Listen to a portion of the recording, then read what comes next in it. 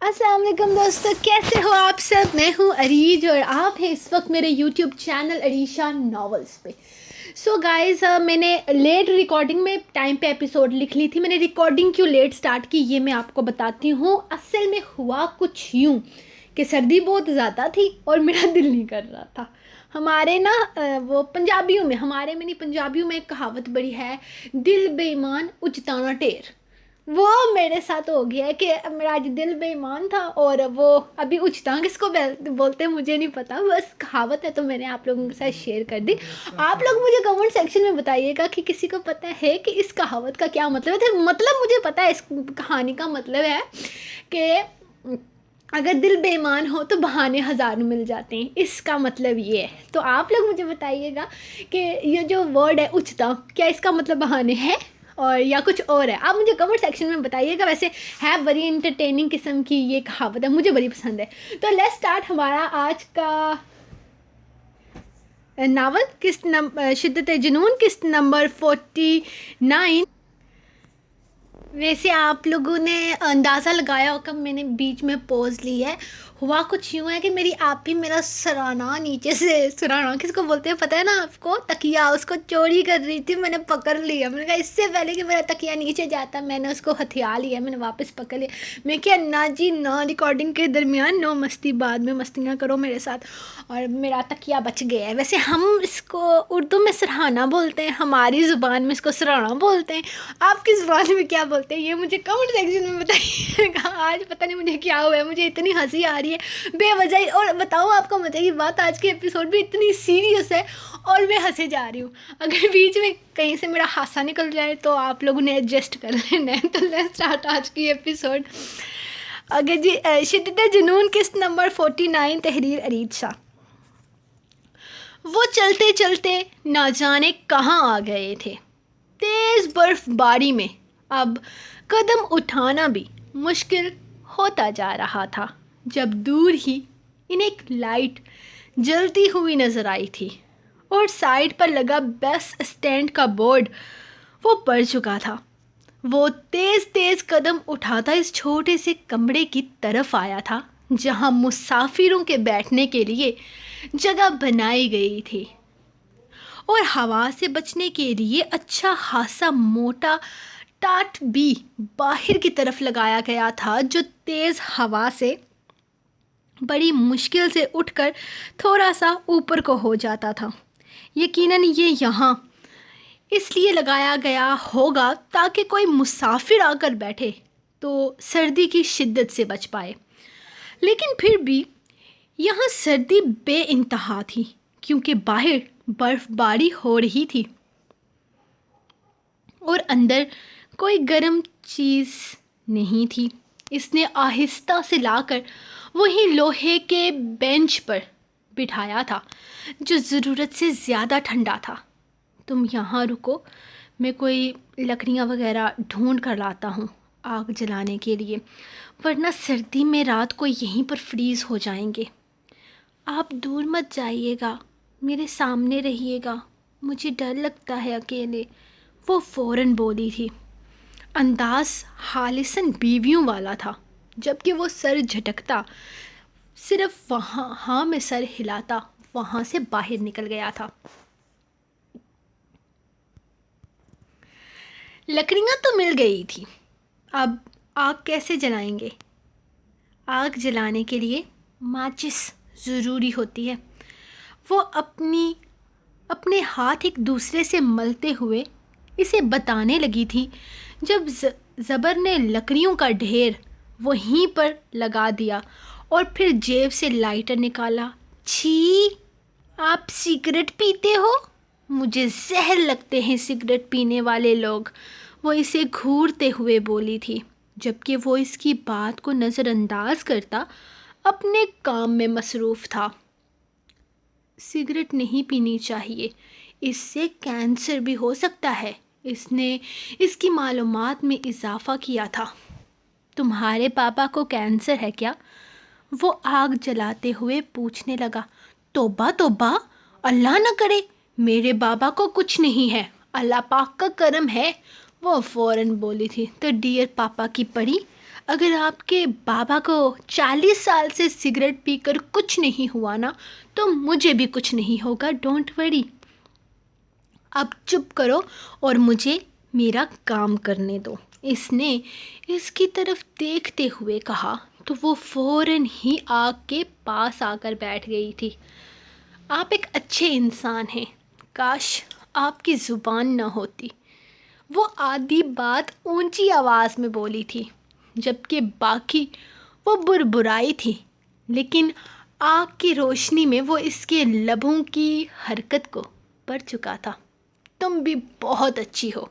کاش عقل کا استعمال کرتی. او سوری، عقل ہوتی تو کرتی نا. It's okay. آگ سیکو. جو دماغ پر گرمی چڑھی ہے نا وہ اتر جائے گی. آپ سب کے ساتھ اسی طرح بات کرتے ہو؟ روڈ. تھوڑی دیر کے بعد اس نے پھر سے سوال کیا تھا. نہیں، یہ سروس صرف ڈیزرونگ پیپل کے لیے ہے. وہ پرسکون سا جواب دیتا اپنے ہاتھ گرم کرنے لگا. میں بھی ہر کسی کے ساتھ فری نہیں ہوتی. وہ تو آپ نے میری جان بچائی، میرے لیے اتنے دور سے یہاں تک آئے. اسی لیے آپ کی فضول باتیں بھی برداشت کر رہی ہوں.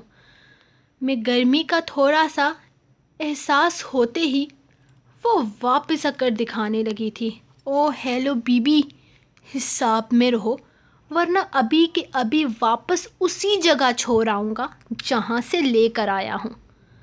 جبکہ اس کے غصہ دکھانے پر وہ پھر سے منہ بنا کر بیٹھ گئی تھی. تمہیں تمہارے باپ سے کیا مسئلہ ہے؟ ہر وقت الٹی سیدھی حرکتیں کرتی رہتی ہو.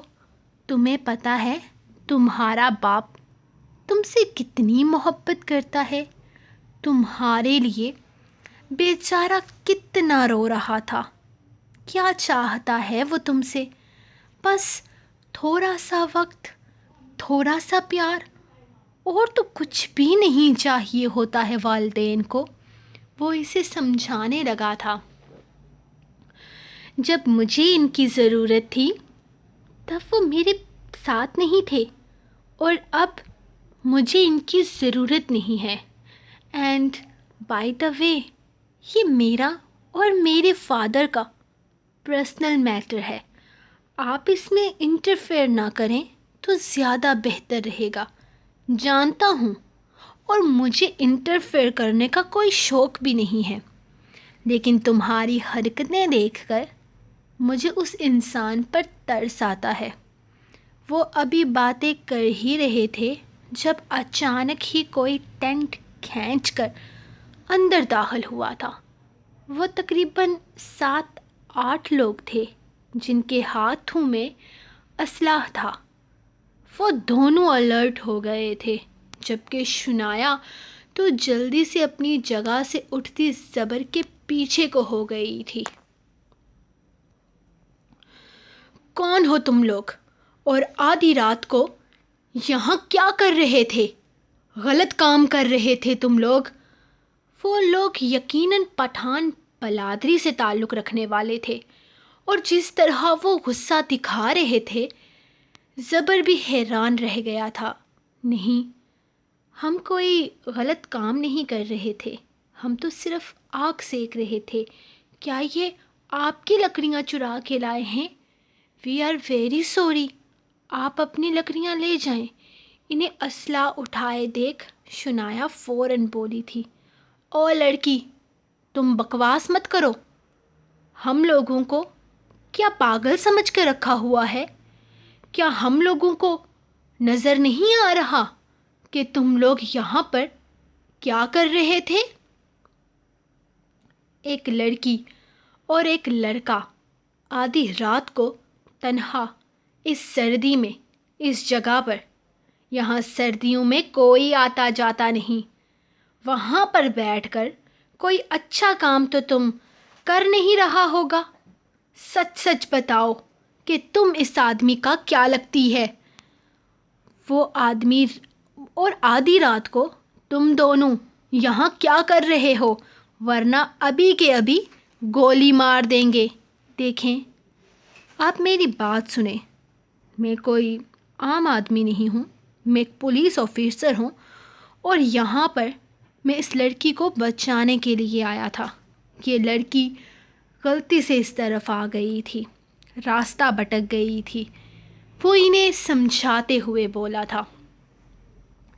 سیدھی سیدھی سڑک پر یہ لڑکی راستہ بھٹک گئی تھی۔ واہ بھائی واہ، کیا بہانہ مارا ہے! اور تم افسر ہو، دکھاؤ اپنا شناختی کارڈ کدھر ہے تمہارا، اور لڑکی تم بھی اپنا شناختی کارڈ نکالو۔ وہ پٹھان اب ان دونوں سے کہنے لگا تھا۔ زبر نے فوراً اپنی جیب سے اپنا شناختی کارڈ نکال کر اسے دکھانا چاہا تھا، لیکن جیب میں ہاتھ ڈالنے پر اسے احساس ہوا کہ اس کی جیب میں تو کچھ بھی نہیں تھا۔ میرے پاس تو شناختی کارڈ ہے ہی نہیں۔ ابھی لاسٹ ویک تو میری 18th برتھ ڈے تھی، ابھی تو میرا شناختی کارڈ بنا ہی نہیں۔ لیکن انکل، آئی پرومس، میں یہاں سے جاتے ہی بنوا لوں گی۔ شنایا نے فوراً کسی اچھے بچے کی طرح ان سے وعدہ کیا تھا۔ یا اللہ، اس لڑکی کا تو شناختی کارڈ ہی نہیں ہے، اور لڑکا شناختی کارڈ دکھا نہیں رہا۔ کچھ تو گڑبڑ ہے۔ یہ دونوں بھاگ کر آ رہے تھے، شرم نہیں آتی اپنے ماں باپ کا سر جھکاتے ہوئے۔ اس لڑکے نے یقیناً اس لڑکی کو گھر سے بھگایا ہوگا اور اسے یہاں لے کر آیا ہوگا۔ لگتا ہے عشق محبت کا معاملہ ہے۔ ہاں، شرم حیا نام کی کوئی چیز نہیں ہے۔ لے چلو ان کو ڈیرے پر، دونوں کو قتل کر دیں گے۔ ان لوگوں میں سے جو سب سے بڑا پٹھان تھا وہ غصے سے کہنے لگا، دیکھیں پلیز، آپ میری بات کو سمجھنے کی کوشش کریں۔ میں آپ کو نمبر دیتا ہوں، آپ وہاں فون کر کے کنفرم کر لیں کہ میں آزاد کشمیر کے میرپور کے تھانے میں ایک پولیس آفیسر ہوں، اور یہ لڑکی ایک آفیسر کی بیٹی ہے۔ زبر نے سچویشن کو بگڑتے دیکھ کر سمجھانے کی کوشش کی تھی۔ اچھا، مطلب تم پولیس میں ہو کر لڑکی کو بھگا لایا ہے؟ لکھ لعنت سوری لکھ لعنت ہے اس عاشقی پہ۔ پولیس میں تھا تو تھوڑا ڈرا دھمکا کر لڑکی کے باپ کو منا لیتا۔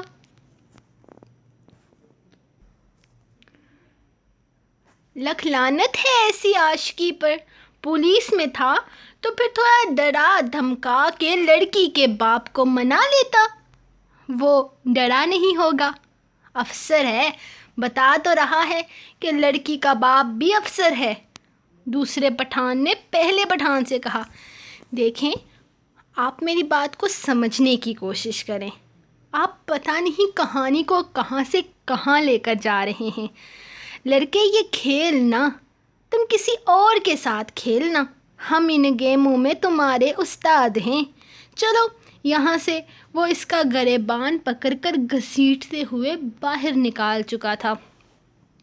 انکل پلیز ہمیں جانے دینا، پلیز، ہمیں جان سے مت ماریے، اب آپ جو کہیں گے ہم کریں گے۔ شنایا نے اپنی کنپٹی پر پستول دیکھتے ہوئے رو کر کہا، لڑکی سمجھدار لگتی ہے، ہم جو کہیں گے وہ کرو گی۔ اس پٹھان نے اسے دیکھتے ہوئے پوچھا تھا، جی انکل، آپ جو کہیں گے ہم کریں گے، آپ بولو نا، ہم کریں گے نا۔ اس نے زبر کو زبردستی بولنے پر مجبور کیا تھا۔ ٹھیک ہے، تم اس لڑکی کو یہاں پر بھگا کر لے کر آیا ہے، اس کے گھر والوں کی عزت بھی خراب کر رہا ہے۔ اگر تم لوگ ایک دوسرے سے محبت بھی کرتا تھا تو گھر سے بھاگنے والی بات غلط ہے۔ تم لوگوں کو گھر سے بھاگنا نہیں چاہیے تھا۔ لڑکی کا باپ نہیں مان رہا تھا کیا؟ خیر چھوڑو ان سب باتوں کو، ہم تم کو حکم دیتا ہے کہ تم ابھی کے ابھی اس لڑکی سے نکاح کرو۔ بے شک ہم اس کو ڈیرے پر لے جائے گا، وہاں ہم اس لڑکی کے باپ کو تم لوگوں کے نکاح میں شامل کرے گا، فون پر وہ ساری کارروائی سنے گا۔ اور فکر مت کرو، اگر تم لوگ ایک دوسرے سے محبت کرتا ہے تو ہم تم لوگوں کی محبت کو نکاح کی صورت مکمل کروائے گا، اور اگر لڑکی کے باپ نے کسی بھی طرح کا کوئی ہنگامہ کیا تو وہ ہم خود دیکھ لیں گے، تم چلو ہمارے ساتھ۔ وہ اسے زبردستی گھسیٹتے ہوئے اپنے ساتھ لے کر جا رہے تھے، جبکہ ان کی کسی بھی بات کی کوئی اہمیت نہیں تھی۔ وہ بس اپنی طرف سے کہانی بنا چکے تھے اور اب اسی کہانی پر وہ مہر لگا چکے تھے۔ اس نے ایک جھٹکے سے اسے بالوں سے پکڑ کر اپنے قریب کر لیا تھا، اتنا قریب کہ اس کے گرم سانسیں ایزا کو اپنے چہرے سے ٹکراتی ہوئی محسوس ہوئی۔ میں تمہارے لیے ناپاک ہوں، اور کیا بکواس کی گند ہوں میں، رائٹ؟ وہ بے حد غصے سے کہتا اس کے لبوں کو اپنے لبوں کی سخت قید میں لے چکا تھا۔ انداز شدت سے بھرپور تھا، جیسے وہ اسے فنا کر دینا چاہتا ہو۔ اس کی باہوں میں مچلتی ایزا نے بھرپور مزاحمت کی تھی خود کو اس سے چھڑوانے کے لیے، لیکن وہ ارادہ نہیں رکھتا تھا۔ وہ تو یقیناً اپنے آپ کو اس پر ظاہر کر دینا چاہتا تھا، یقیناً دکھانا چاہتا تھا کہ وہ اس پر حق رکھتا ہے۔ کیسا لگا اس گندے ناپاک انسان کا ٹچ؟ برا ہی لگا ہوگا، لیکن اب تو تمہیں ساری زندگی سہنا ہے۔ اگر میں گند ہوں تو تیار ہو جاؤ، کیونکہ اب سے تم بھی گند ہی رہو گی، کیونکہ تم ایک گندے انسان کی بیوی ہو، اور اب ساری زندگی کے لیے تم بیوی رہو گی۔ دنیا کی کوئی طاقت تمہیں مجھ سے الگ نہیں کر سکتی۔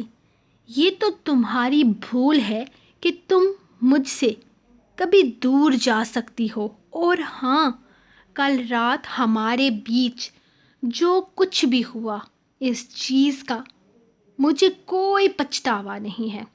حق پر تھا، بیوی ہو تم میری، جب چاہے جہاں چاہے چھو سکتا ہوں۔ نکاح نامے پر سائن کرنے سے پہلے سوچنا تھا نا کہ کس کو اپنا آپ سونپ رہی ہو۔ اب کوئی راستہ نہیں ہے تمہارے پاس واپس لوٹ کر جانے کا۔ بے شک تم اس گند کو قبول کرو یا نہ کرو، لیکن یہ گند اب ساری زندگی کے لیے تم پر مل دیا گیا ہے، اور اب ساری زندگی تم نے اس گند کے ساتھ رہنا ہے۔ بہت وقت دے دیا میں نے، بہت سہ لیا میں نے، اب اور نہیں۔ آزادی ختم ہوئی تمہاری، تیار ہو جاؤ۔ میں یہ چند دن ختم ہوتے ہی تمہارے گھر تمہیں لینے کے لیے آؤں گا۔ تم اپنے گھر والوں کو کیا کہو گی، کس طرح کہو گی، مجھے فرق نہیں پڑتا۔ مجھے بس یہ پتا ہے کہ مجھے میری بیوی چاہیے، اور کسی بھی قیمت پر چاہیے، ورنہ تم جانتی ہو کہ میں کیا کروں گا۔ اور یقین کرو، مجھے تمہارے بھائیوں کا نہ پہلے کوئی ڈر تھا اور نہ ہی آگے کوئی ہوگا۔ ہاں، میرے ایک اشارے کی مار ہیں تمہارے سارے بھائی۔ اگر تم نے کسی طرح کی غلطی کی تو ایک ایک کر کے سب کے جنازے دیکھو گی۔ اب فیصلہ تمہیں کرنا ہے کہ تم نے کیا کرنا ہے۔ بند کرو یہ رونا دھونا، اور ویسے بھی ابھی تو میں نے تمہارے ہوش و حواس میں کچھ کیا ہی نہیں کہ تم اس طرح سے رونے بیٹھ گئی۔ جس دن میں تمہارے ہوش و حواس میں تمہارے قریب آؤں گا، اس دن کیا حالت ہوگی تمہاری، یہ سوچو۔ فی الحال تو یہ سب کچھ بھی نہیں تھا. آنے والا وقت تم پر بہت بھاری ہوگا. تب میں خود تمہیں رونے دھونے کی اجازت دوں گا. اٹھو، چلو تمہیں ہوٹل چھوڑ کر آتا ہوں، ورنہ اگر تمہارے بھائی تمہیں ڈھونڈتے ہوئے یہاں آ پہنچے اور ان لوگوں نے تمہیں میرے ساتھ یہاں یوں اس حالت میں دیکھ لیا تو میرا نہیں خیال کہ انہیں کسی طرح کی کوئی صفائی دینے کی ضرورت پیش آئے گی. ویسے کیا خیال ہے ان لوگوں کا انتظار ہی نہ کر لیا جائے؟ ویسے بھی اس خوبصورت رات کے بعد اب میں مزید انتظار نہیں کرنا چاہتا. تمہیں اپنے قریب اپنی باہوں میں محسوس کرنے کے لیے لگے ہاتھ میرا تھوڑا فائدہ بھی ہو جائے گا. وہ بڑی بے باکی سے اسے دیکھتے ہوئے بولا تھا، جبکہ اس کی نگاہوں کی بے باکی اور حدود کو چھوتی نگاہیں محسوس ہوتی ایزا نے اپنی شرٹ کو کس کر گلے سے پکڑ لیا تھا. اٹھو اور یہ کپڑے پہن لو. اس نے سائڈ پر بندھی رسی سے کپڑے اٹھا کر اس کے حوالے کیے تھے جو اس نے فوراً تھام لیے تھے. تم پلیز جاؤ یہاں سے، وہ اسے دیکھتے ہوئے کہنے لگی تو دامیار شاہ کا بے باک کہکا کمرے کی در و دیوار میں گونج اٹھا تھا. میری جان، اب یہ شرمانے ورمانے کی ضرورت نہیں ہے. اب تو ہم دونوں میں کوئی پردہ ہی نہیں ہے. تم بے فکری سے میرے سامنے چینج کر سکتی ہو، اور ویسے بھی تم مجھے میری شرٹ دو گی تو ہی تو میں باہر جا پاؤں گا نا. اس نے اپنے شرٹ لیس وجود کی طرف اشارہ کرتے ہوئے کافی بے شرمی سے کہا تھا. دامیار پلیز جاؤ یہاں سے، وہ کافی غصے سے بولی تھی، جبکہ اب کی بار دامیار کندھے اچکا کر چہرہ دوسری طرف پھیر گیا تھا. میں تمہارے لیے فی الحال اتنا ہی کر سکتا ہوں. اگر میں کمرے کے باہر جاؤں گا تو نہ جانے وہ بزرگ کیا مطلب نکالیں گے. اسی لیے بہتر ہے کہ تم چینج کر لو. میں چہرہ اس طرف کیے ہوئے ہوں، تمہاری طرف نہیں دیکھوں گا. اب یہ مت کہنا کہ تم مجھ پر کس طرح سے یقین کر سکتی ہو. کل ساری رات تم میری باہوں میں تھی اور تم نہیں جانتی کہ میں نے خود پر کتنا ضبط کیا ہے. خیر، یہ ساری باتیں تو بعد کی ہیں. جب میں حساب پورے کرنے پہ آؤں گا. فی الحال تم مجھ پر یقین کر سکتی ہو، اور اگر یقین نہیں بھی کر سکتی تو بھی I'm your husband baby. مجھ سے کیسا پردہ؟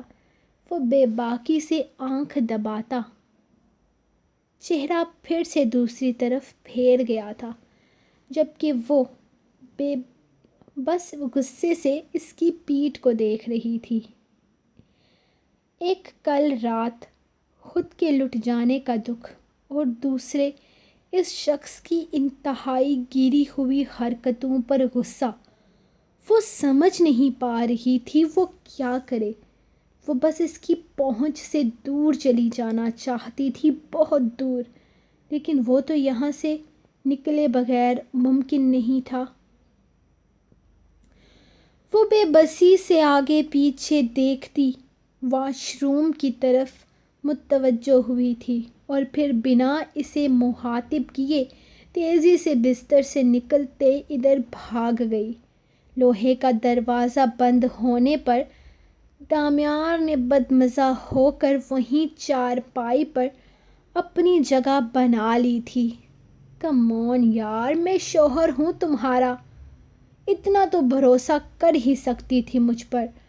وہ مایوسی سے بڑبڑایا تھا، لیکن پھر سوچا کہ اس نے اعتبار کے جگنوں پکڑائے ہی کب تھے؟ اب تک تو وہ جو کچھ اس کے ساتھ کر چکا تھا، اس کے بعد ایزا کا اس پر بھروسہ کرنا ایک ناممکن سی بات تھی۔ لیکن وہ آنے والے وقت میں سب کچھ ٹھیک بھی تو کر سکتا تھا نا، اور وہ سب کچھ ٹھیک کر دے گا، اس پر وہ اعتبار کرے گی اور اس سے محبت بھی کرے گی، اسے پورا یقین تھا۔ تھوڑی دیر کے بعد وہ واش روم سے باہر نکلی تو دامیار نے ایک نظر اسے کل والے کپڑوں میں دیکھا تھا۔ بلو جینز کی بلو پینٹ کے ساتھ لمبی وول سویٹر اور اس کے اوپر اسکارف، اور اسکارف کے اوپر 3 لیئرز والی جیکٹ۔ وہ حسین تھی، بے حد حسین تھی، لیکن اس وقت وہ اسے خوبصورتی کی جیتی جاگتی تصویر محسوس ہوئی تھی۔ دامیار نے ایک نظر اس کے پیروں کی طرف دیکھا، جہاں پر اس نے کچھ بھی نہیں پہن رکھا تھا۔ وہ چارپائی سے اٹھا تھا اور سائیڈ پر رکھے جوتے اٹھا کر اس کے پیروں کے قریب رکھے تھے، اور پھر اس کی ساکس بھی اسے دینے لگا۔ یہ لو، یہ پہن لو، ٹھنڈ بہت ہے، وہ اسے دیتے ہوئے کہنے لگا، جبکہ وہ اپنے بوٹ پکڑتے ہوئے اس کے ہاتھ سے اپنی ساکس بھی کھینچ کر وہیں پر سائیڈ پر رکھی چارپائی پر بیٹھ گئی تھی۔ میں پہنا دوں؟ سردی سے اس کے ہاتھوں کو کانپتے پا کر اس نے پوچھا تو اس نے خون خوار نظروں سے اسے گھورا تھا۔ اس طرح سے گھورنا بند کرو، تم لکی ہو، میں تمہیں کچھ پہنانے کی بات کر رہا ہوں، ورنہ میں نے آج تک کسی کو کچھ پہنایا نہیں ہے۔ وہ اسے دیکھتے ہوئے جیسے اپنی اہمیت کا احساس دلا رہا تھا۔ جی بالکل دامیار صاحب، کیونکہ آپ تو عورتوں کے کپڑے اتارنے میں ماہر ہیں نا، یقیناً کل رات کو آپ کو میرے کپڑے اتارنے میں کوئی مشکل پیش نہیں آئی ہوگی، وہ بے حد غصے سے بولی۔ تو اس کی سوئی وہیں اٹکے دیکھ کر اب دامیار کو غصہ آنے لگا تھا۔ پہلے ہی اس نے بڑی مشکل سے اس کی باتوں پر اپنے غصے کو کنٹرول کیا تھا، لیکن اب وہ حد سے بڑھ رہی تھی۔ تم میں اور باقی سب عورتوں میں فرق ہے۔ میں ہر کسی کو نکاح میں لے کر یہ سب کچھ نہیں کرتا۔ اس نے نہ جانے کیوں اسے پھر سے بتانا چاہا تھا کہ وہ اس کی زندگی میں اہمیت رکھتی ہے۔ تمہیں کیا لگتا ہے میں ریپ کرتا ہوں یا پھر زیادتی کرتا ہوں، زبردستی کرتا ہوں؟ نہیں ایزا، میں صرف ان عورتوں کے پاس جاتا ہوں جو خود میرے پاس آتی ہیں۔ میں صرف ان عورتوں کے پاس جاتا ہوں جو خود یہ سب کچھ کرنا چاہتی ہیں۔ وہ عورتیں جو میرے پاس آتی ہیں، ادائیں دکھاتی ہیں، لبھانے کی کوشش کرتی ہیں، بہکاتی ہیں مردوں کو، ان عورتوں کے ساتھ میں یہ سب کچھ کرتا ہوں۔ اوہ، تو میں ان میں کیسے شامل ہو گئی دامیار شاہ؟ بتاؤ مجھے۔ میرے ساتھ تو جو کچھ تم نے کرنے کی کوشش کی وہ زبردستی ہی تھی۔ تم نے زبردستی مجھے اپنے کمرے میں بلا کر وہاں میرے ساتھ زیادتی کرنے کی کوشش کی۔ بتاؤ مجھے، کب لبھایا تھا میں نے تمہیں اپنی اداؤں سے کہ تم ایسا کرنے پر مجبور ہو گئے؟ بتاؤ مجھے، کب آئی تھی میں تمہارے پاس تمہیں اپنا آپ دکھانے کے لیے، تمہیں امپریس کرنے کے لیے؟ کب بہکانے کی کوشش کی تھی میں نے تمہیں، جو تم نے میرے ساتھ یہ سب کچھ کیا؟ جواب دو مجھے۔ وہ چلا اٹھی تھی۔ ریلیکس ایزا، وہی تو میں کہہ رہا ہوں کہ تم سب سے الگ ہو، تم نہیں ہو ان سب جیسی، اسی لیے تو تم سے محبت کر بیٹھا ہوں، چاہنے لگا ہوں۔ ریلیکس ایزا، وہی تو میں کہہ رہا ہوں کہ تم سب سے الگ ہو، ان سب جیسی، اس لیے تو نہیں ہو ان سب جیسی، اسی لیے تو تم سے محبت کر بیٹھا ہوں، چاہنے لگا ہوں تمہیں۔ بہت خاص ہو گئی ہو تم میرے لیے، کیسے یقین دلاؤں تمہیں اپنی بات پر، محبت کرتا ہوں تم سے، پلیز ٹرسٹ می۔ تمہیں لے کر کبھی میری سوچ غلط تھی، لیکن اب میری سوچ غلط نہیں ہے، مجھے تم سے محبت ہوئی ہے، جانتی ہو کیوں؟ تمہاری پاکیزگی دیکھ کر، تمہاری معصومیت دیکھ کر، یقین کر کے کہ تم ان سب جیسی نہیں ہو، تم الگ ہو، تمہاری جیسی عورتیں بھی اس دنیا میں ہیں۔ مجھے کبھی عورت پر یقین کرنے کی کوئی وجہ نہیں ملی ایزا، ہمیشہ ہر قدم پر عورت نے فراڈ کیا ہے میرے ساتھ، دھوکہ دیا ہے مجھے۔ کبھی کسی عورت نے مجھ پر اپنی وفا ثابت ہی نہیں کی۔ میری دادی، وہ میرے دادا کو چھوڑ کر بھاگ گئی اپنے کسی عاشق کے ساتھ۔ میری ماں کوٹھے پر ناچنے والی ایک رقاصہ تھی جس نے میرے باپ کو زہر دے کر مار دیا۔ بہت عورتیں آئی میری زندگی میں، لیکن بستر سے آگے تک کوئی نہیں آ سکی۔ دھوکہ، فریب، یہی سب کچھ دیکھا ہے میں نے ان عورتوں کی فطرت میں۔ تم وہ پہلی لڑکی ہو جسے دیکھ کر مجھے احساس ہوا کہ ہر عورت میری ماں اور دادی جیسی نہیں ہوتی، کچھ عورتیں تمہارے جیسی ہوتی ہیں، معصوم، پاک۔ اور جانتی ہو مجھے اس بات کا احساس کب ہوا؟ جب تم اپنی عزت کی خاطر اپنی جان کی پرواہ کیے بغیر بیلکنی سے نیچے کود گئی، تب مجھے احساس ہوا کہ کچھ عورتیں ایسی بھی ہیں جن کے لیے ان کی عزت سے بڑھ کر اور کچھ نہیں ہے، نہ دولت نہ جان، سب سے خاص عزت ہے۔ تم جانتی ہو اگر اس دن تم وہ قدم نہ اٹھاتی اور یوں ہی مجھے حاصل ہو جاتی نا، تو شاید تم بھی انہی سب کی طرح بے مول ہو جاتی، لیکن نہیں، تم نے مجھے احساس دلایا کہ تم انمول ہو۔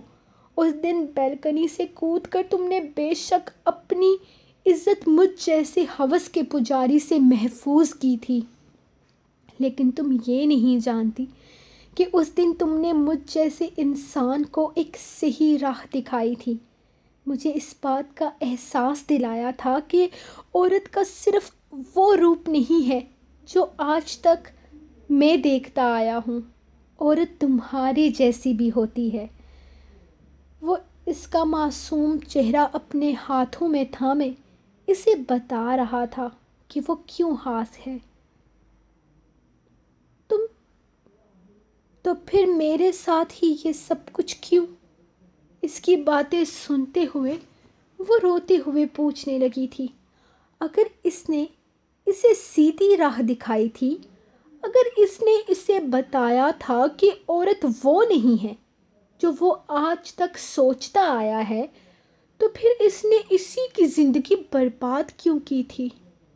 جنون، عشق، دیوانگی، محبت، اپنی فیلنگز کو کیا نام دوں میں خود بھی نہیں جانتا۔ میں بس تمہیں کہہ سکتا ہوں کہ دامیار شاہ اب شدت جنون کے اس مقام پر ہے جہاں سے لوٹ کر آنا واپس ممکن نہیں۔ مجھے تمہاری ضرورت ہے اس جنون کو نچھاور کرنے کے لیے، ان شدتوں کو اپنی قید سے آزاد کرنے کے لیے۔ کیا مجھے کوئی حق نہیں کسی پاکیزہ عورت سے محبت کرنے کا؟ کیا ساری زندگی سب مجھ سے نفرت ہی کرتے رہیں گے؟ کیا مجھے اپنی زندگی میں ایک ایسی پاکیزہ عورت نہیں مل سکتی جس کی پاکیزگی سے میری زندگی جنت بن جائے. یہ مت سوچنا مجھے تمہارے وجود سے محبت ہے. نہیں عزا، جسم کی ہوس تو کب کی دم توڑ چکی ہے. مجھے محبت ہے تمہاری پاکیزگی سے. بے شک تم اپنے باپ بھائیوں کی عزت ہو، ان کا نام جڑا ہے تمہارے ساتھ. اپنے بھائیوں کا فخر ہو، اپنے باپ کا غرور ہو، لیکن میرے نکاح میں آنے کے بعد تم میری عزت ہو. تم اپنے بھائیوں کے لیے، اپنے باپ کی عزت کے لیے اپنی جان پر کھیل سکتی ہو تو اپنے شوہر کی عزت کے لیے کیا نہیں کرو گی؟ دامیار شاہ کو تمہارے جیسے ساتھی کی ضرورت ہے جو اس کی عزت کی حفاظت خود سے بڑھ کر کرے. مجھے تم سے نہیں، تمہاری پاکیزگی سے عشق ہے عزا. دامیار اس کے چہرے کے ایک ایک نقش پر اپنے لبوں کی مہر لگاتا بولتے چلے جا رہا تھا، جبکہ عزا اس کے لفظوں پر پگھلتی جا رہی تھی. یہ شخص اس سے محبت کر بیٹھا تھا. کیا سچ میں وہ محبت کرنے کے قابل تھی؟ کیا اس کی پاکیزگی سے کوئی محبت بھی کر سکتا تھا؟ لیکن پھر بھی وہ اس شخص کی محبت کو کیسے قبول کرے، جبکہ خدا کا فرمان تھا کہ پاکیزہ عورتوں کے لیے پاکیزہ مرد اور بد کردار عورتوں کے لیے بد کردار مرد ہے. وہ تو بد کردار نہیں تھی، تو اس کے نصیب میں یہ شخص کیسے ہو سکتا ہے؟ یہ شخص اس کا مقدر نہیں ہو سکتا. اس نے ایک جھٹکے سے اس کے ہاتھوں کو پیچھے دھکیلا تھا. ہاں دامیار شاہ، میں اپنے باپ بھائی کی عزت کی خاطر اپنی جان دے سکتی ہوں، لیکن تم نے یہ کیسے سوچ لیا کہ میں تمہاری خاطر کچھ کروں گی؟ میں کیوں آؤں تمہاری زندگی میں؟ تم جیسے انسان کی زندگی میں تمہیں مجھ سے شادی کر کے ایک اچھی عورت ملے گی جس پر تم اعتبار کر سکو گے کہ وہ تمہاری طرح بد کردار نہیں ہے. وہ تمہاری طرح الگ الگ مردوں کے پاس نہیں جائے گی اپنی ہوس مٹانے کے لیے. لیکن مجھے تم سے شادی کر کے کیا ملے گا؟ ایک بد کردار انسان. کیوں کروں میں تم پر کمپرومائز؟ مجھے نہیں چاہیے تم جیسا انسان. تم طاقتور ہو، مجھے اپنے زور بازو پر حاصل کر سکتے ہو، لیکن میرے خدا نے تمہیں میرے لیے نہیں بنایا ہوگا. میرے نصیب میں تم جیسا انسان ہو ہی نہیں سکتا. تم خود مانتے ہو کہ میں ان عورتوں کی طرح نہیں ہوں، مطلب میں بد کردار نہیں ہوں، تو تم میرے نصیب میں کیسے ہو سکتے ہو؟ نہیں، تم نہیں ہو سکتے. میرا نصیب اتنا خراب نہیں ہو سکتا دامیار شاہ. میں تمہارے ساتھ کمپرومائز نہیں کر سکتی. مجھے نہیں چاہیے تمہارے جیسا مرد دامیار شاہ. تم چور ہوتے، ڈاکو ہوتے، لٹیرے ہوتے، تم میں دنیا کی ہر برائی ہوتی، میں تمہارے ساتھ ہوتی. میں تمہیں قبول کرتی، لیکن تم زنائی ہو دامیار شاہ. تم زنائی ہو. کاش تم زنائی نہ ہوتے. تم شراب پیتے، نشہ کرتے، قتل کرتے، لیکن زنا نہ کرتے. تو میں تمہیں قبول کرتی، میں تمہیں قبول کر لیتی، لیکن تم بد کردار ہو. وہ اسے دیکھتے ہوئے بول رہی تھی، جبکہ دامیار صرف اس کی کنڈیشن کو سمجھنے کی کوشش کر رہا تھا. میں چھوڑ دوں، وہ ابھی کچھ بول ہی رہا تھا کہ دروازے پر دستک ہوئی. تم دونوں جاگ گئے بیٹا؟ مجھے لگا تم لوگ واپس چلے جاؤ گے تو میں تم لوگوں کے لیے ناشتہ لے کر آیا ہوں. تم لوگ جلدی سے ناشتہ کر لو، پھر یہاں سے ایک بس نکلے گی جو تم لوگوں کو تمہارے ہوٹل پہنچا دے گی. جلدی سے ناشتہ کر لو، بس نکلنے ہی والی ہے. کوئی 20 منٹ باقی ہیں. اس کے بعد پھر بس کل صبح جائے گی. تم لوگوں کے لیے مشکل ہو جائے گی. وہ برے بابا انہیں بتاتے ہوئے ناشتہ ٹیبل پر لگانے لگے۔ اتنی صبح صبح بس جائے گی؟ اس کے بعد کیا کوئی سواری نہیں ہوگی؟ دامیار نے ان کی طرف دیکھتے ہوئے پوچھا تھا۔ بیٹا، جس پہاڑی کی طرف سے تم لوگ آئے ہو نا، وہ شہری علاقہ ہے، اور یہ جو علاقہ ہے، ہمارا علاقہ ہے نا، یہ بستی کی طرف آ جاتا ہے۔ اس طرف بس کا گزر بہت کم ہے، یہاں پر سواریاں بھی نہیں آتی جاتی، یہ علاقہ ذرا غیر آباد ہے۔ وہ انہیں تفصیل بتا رہے تھے، جبکہ دامیار نے اپنے والیٹ سے چند نوٹ نکال کر ان کی طرف بڑھائے تھے۔ بابا، آپ نے جو احسان کیا ہے وہ چکا نہیں سکتے۔